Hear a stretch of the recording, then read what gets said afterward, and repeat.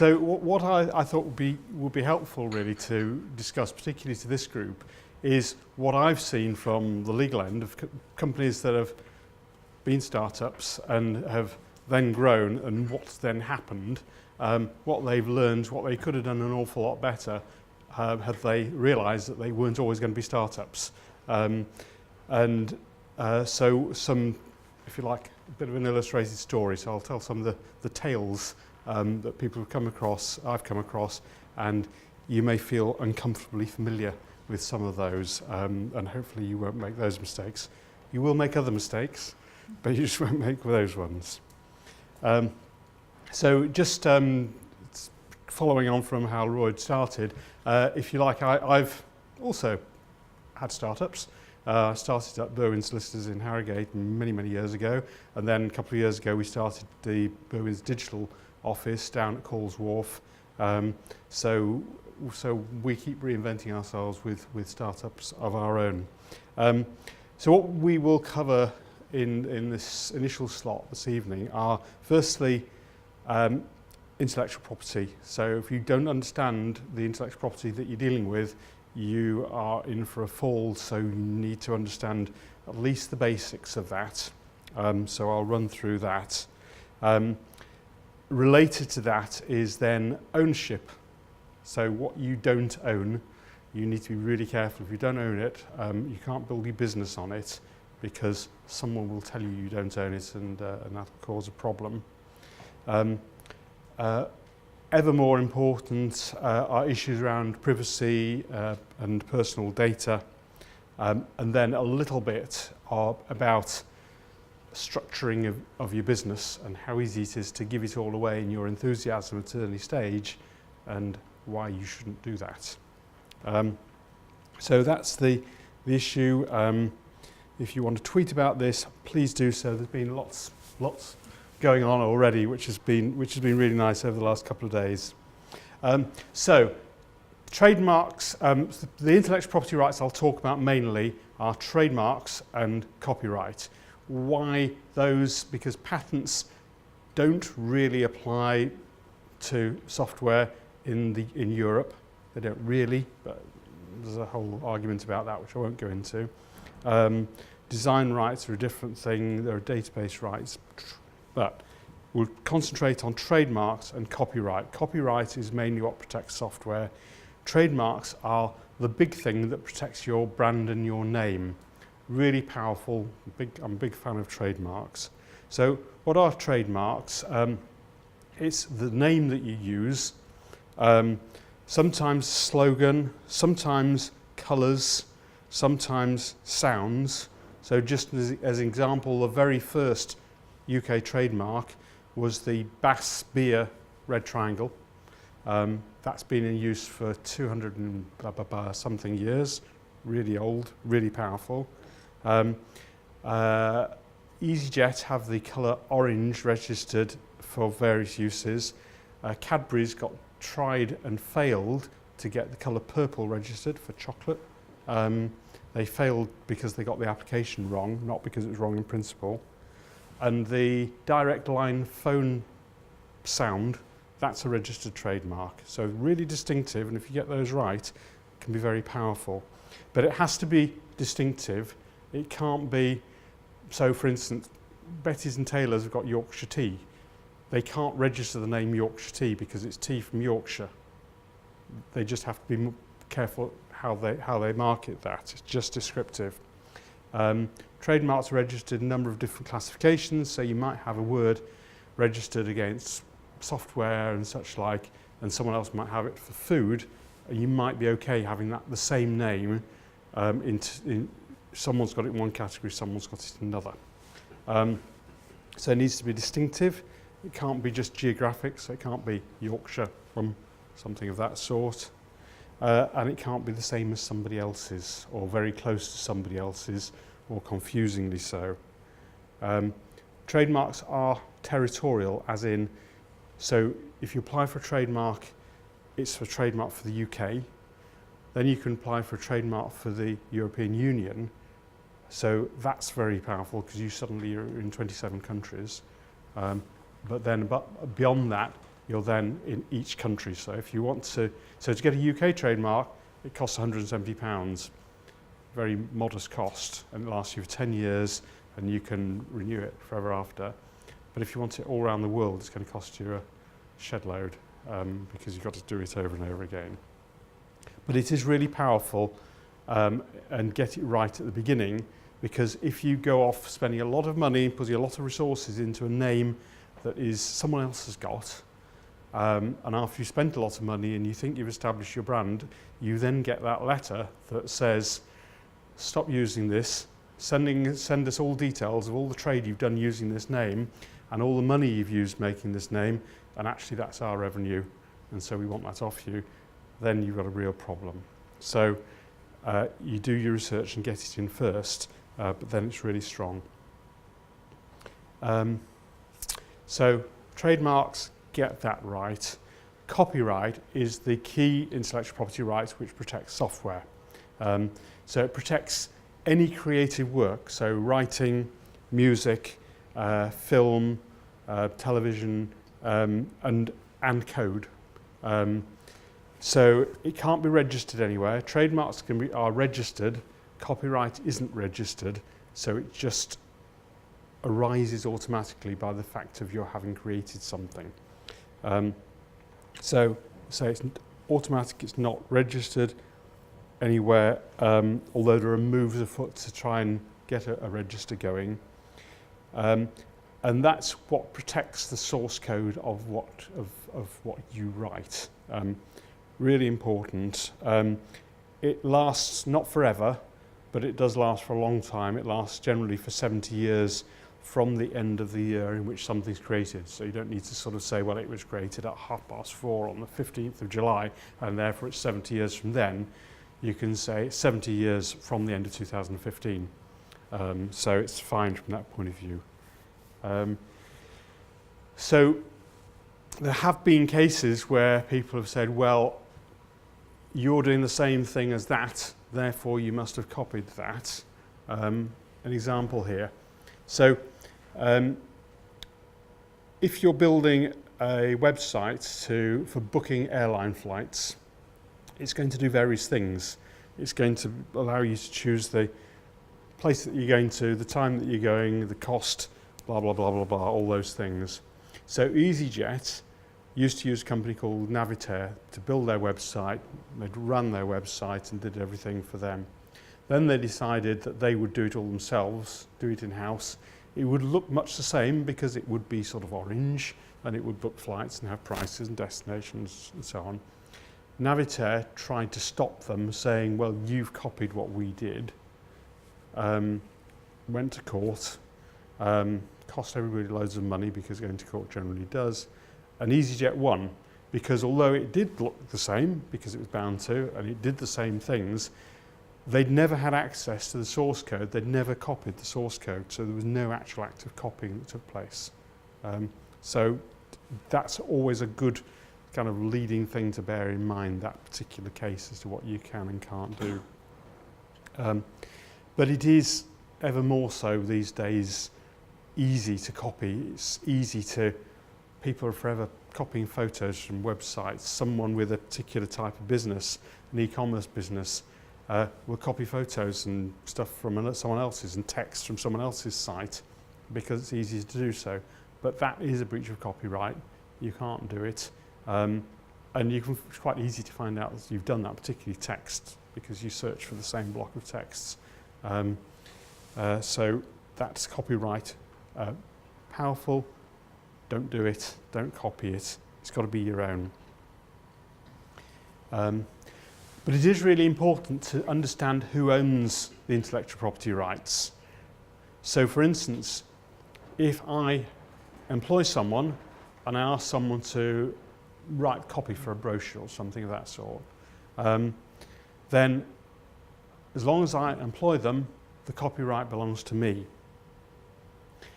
If, though, I don't employ the person, but I ask someone who's self-employed to do it for me, then the kind of default position is the copyright belongs to them, it doesn't belong to me, which isn't what you would expect. So you need to make sure that if you're doing that, if you're getting someone to produce something for you, or write some code for you, or write some music for you, or whatever it might be, that you have in writing that the rights are going to be yours, not theirs. So, very important. Here's a story. So, we were acting as solicitors for a company, not a technology company at all. They were a domiciliary care business in Wales. So they sent out carers to lots of people's homes to give them breakfast and wash them and so on. So very non-tech. But those kind of businesses depend on rotas to make sure they're as efficient as possible. This company, although there are commercially available rotoring software packages, they decided they would have their own written. They got someone to write one. They ran the business on this, and it was always intended that at some point they'd get some documentation drawn up, but they never did. So we got to the stage where we were acting in the sale of this business, and I said, well, so who owns that? So, oh, we own it. I looked into it, and they didn't own it. So we thought, well, how are we going to get it into your name? So we sort of said, well, let's just ask these people just to sign this bit of paper. Just sign there. And they didn't. And then they said they would, and then they didn't. And then we were, as I walked into a meeting far into the process, we hadn't really mentioned that we hadn't got these rights. As I walked in, I got a message on my smartphone, it was a BlackBerry at the time, saying, yes, we'll sign it to you. We'd like £1 million for that, please. So we had a very uncomfortable meeting. Fortunately, we got round it. They were entitled to do that. There was nothing to stop them doing that. It's not blackmail or anything. We got round it because the buyers, we had to come clean to the buyers and say, oh, we don't own this, and we can't get ownership of it. And they said, well, we've got our own system. We'll just have to make sure that we put our system in place straight away rather than have a kind of transition period. But that was very salutary. You've got to make sure that you own things at the beginning when there isn't money around, rather than later when there really is money around.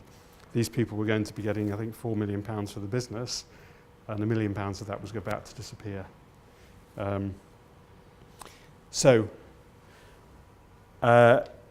be careful also what you use in terms of third-party software, that you have the right licenses. We dealt with another company, startup that we'd acted for from the beginning.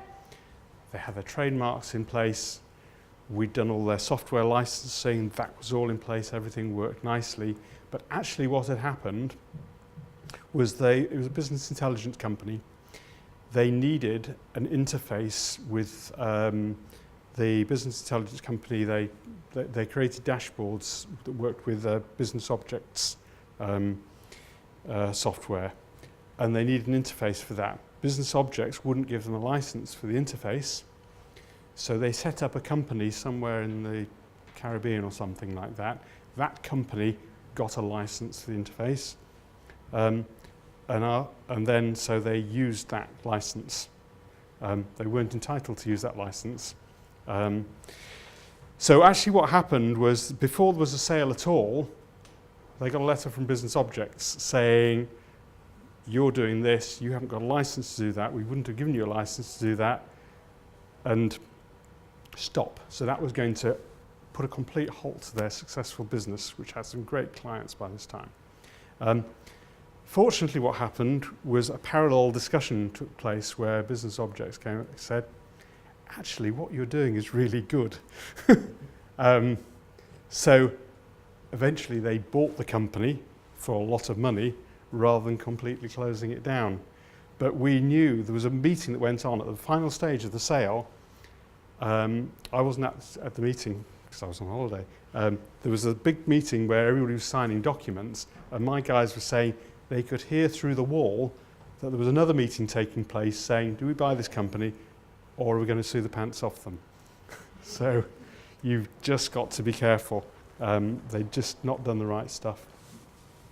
And then another thing really on what you can license and what you can't, you have to be really careful with open source products and components.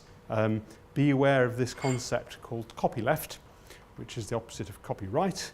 Copyright is ownership. Copyleft is you don't own anything. So if you use open source components as an integral part of your software, and those open source components are subject to different types of licenses, those have a viral effect, so that the right that allows you to use the open source software means that you have to disclose the source code of your product as well.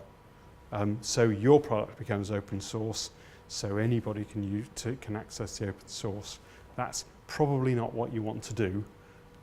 So you need to be really careful about that. So it's a viral, this. So it means that anything that open source software touches can become under requirement to be open source as well. So it's a whole political area, because there's an ideological movement behind open source that believes that software is a fundamental human right, effectively, and if you believe in proprietary software, then you are an agent of evil. This is to use this expression of Richard, what's his name? Richard Stallman, yes, that's right, who spoke in Leeds 3 or 4 years ago. Very, very, very interesting guy, but the whole issue is very political. So, but software companies know this. If your company is doing superbly well and they come and buy it, one of the first questions that they will ask is, have you used open source software in the production of this? How have you used it? What license is it subject to, etc. And if they're going to buy something which is actually the source code has to be disclosed, they're not going to be happy, and the value may have gone. So that's the canter through intellectual property rights. Huge field, interesting field, I always find. One of these things, you probably do this with certain sectors in your life. There are certain things which, when you know stuff about it, you see it all over the place. There's intellectual property all over the place. Every time you see a sign or a piece of text or a photo, you can sort of see the intellectual property rights. So that's that. Next then, privacy. Again, a canter through this. Be really aware of privacy. You may not think it matters. You may be happy for everybody to have information about you. Well, you will be until it really is about you and people are playing around with your personal data, and then you're less happy. So the Information Commission's Office is responsible for policing privacy within UK, and again, this is European legislation that covers this. They're very keen to make examples of people who don't have the right protection in place for personal information. Information can be quite basic to be personal, so it can be the fact that somebody works at a particular place. So the fact that you're dealing on a business-to-business basis doesn't necessarily mean that you're okay to use the name of employees at somebody else's business.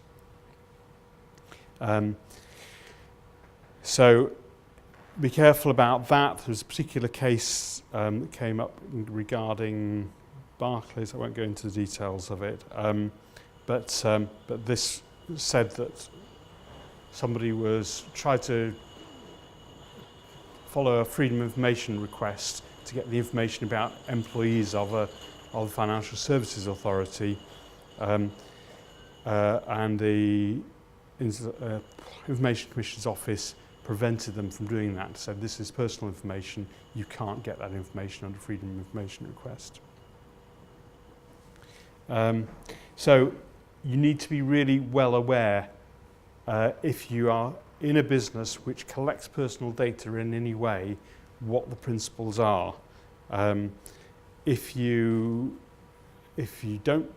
not aware of the principles, you're not aware of what you're entitled to do as a data controller or the data processor. That's if you process data on behalf of someone else, then you can fall foul of this. So you have to be registered with the Information Commissioner's Office. You need to be aware of the type of information that you're dealing with.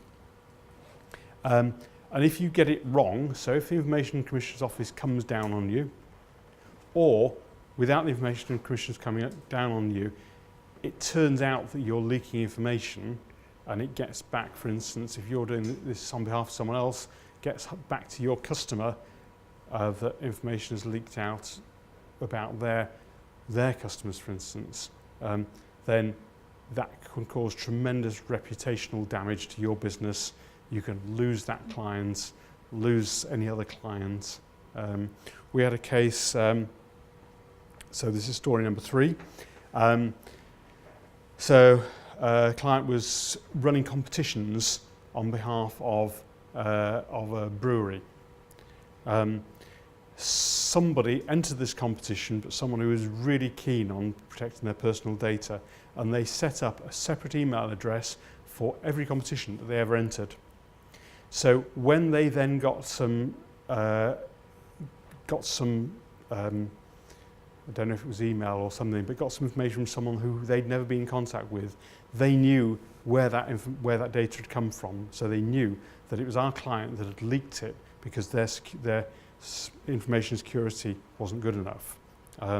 So our client, who was running the competition, had big problems with their customer, and they had to go on bended knee to show how it had happened, what they'd done to stop it happening again. But potentially they kept the customer, but they could well have lost their biggest customer by doing that. So everybody needs to be aware of those issues. So there are 8 data protection principles. That data has to be fairly and lawfully processed. It has to be kept for specified lawful purposes. It must be adequate, relevant, and not excessive. Has to be accurate and kept up to date. Mustn't be kept for longer than necessary. So you can't keep data just because it might be useful sometime in the future. That's personal data. It must be processed in accordance with the rights of the data subject. You have to make whatever technical and organisational steps that are appropriate, depending on the type of the information, to prevent unauthorised copying.